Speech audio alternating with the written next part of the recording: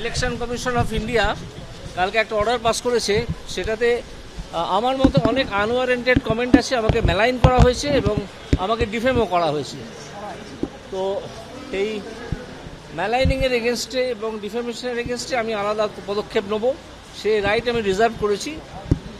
আর তাছাড়া ওই নোটিশটাকে চ্যালেঞ্জ করেছি, অর্ডারটাকে চ্যালেঞ্জ করেছি। আমার তো 5টা অবধি ওটা মেনে নিয়েছিলাম, কিন্তু পার্ট অফ দ্য অর্ডার যেখানে এইসব মেলাইনিং কমেন্টগুলো আছে সেটাকে আমি চ্যালেঞ্জ করেছি। সেইটা ফাইল করে এখন আমি দৌড়াবার চলে যাব তমলুক।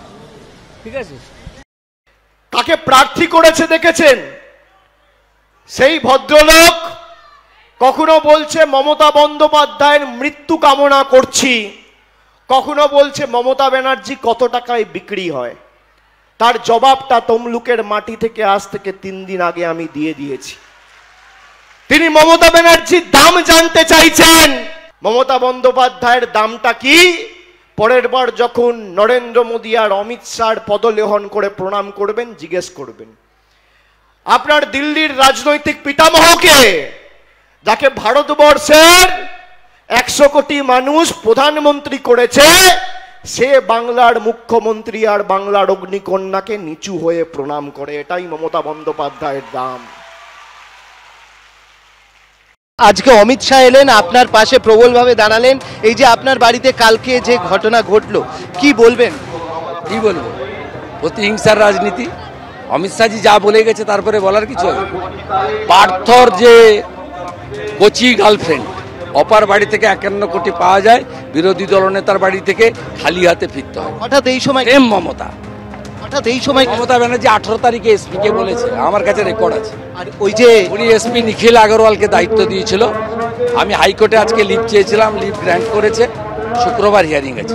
ইলেকশন কমিশনে আমি সৌম্যদীপ ভট্টাচার্য, নিখিল আগরওয়াল এবং অন্যান্য পুলিশ আধিকারিকদের বিরুদ্ধে স্পেসিফিক অভিযোগ করেছি ভিডিও ফুটেজ দিয়ে।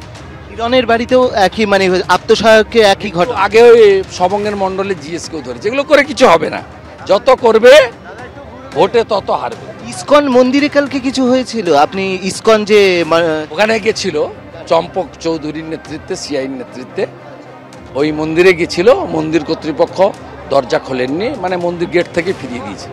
আজকে এদের কাছে কেউ খবর দিয়েছিল ইসকন মন্দির থেকে আমি টাকা বিতরণ করছি। একটাই এত দুরাবস্থা হয়নি। আমি ভোটের সময় কোনো মন্দিরকে ব্যবহার করি না। আমি ওই মন্দিরের সভাপতি, ভোট ঘোষণা থেকে অদ্যাবধি মন্দিরে আমি যাই। লাস্ট একটাই প্রশ্ন, ওবিসি নিয়ে আজকে যে রায় দিল, কি মমতা ব্যানার্জি দায়ী।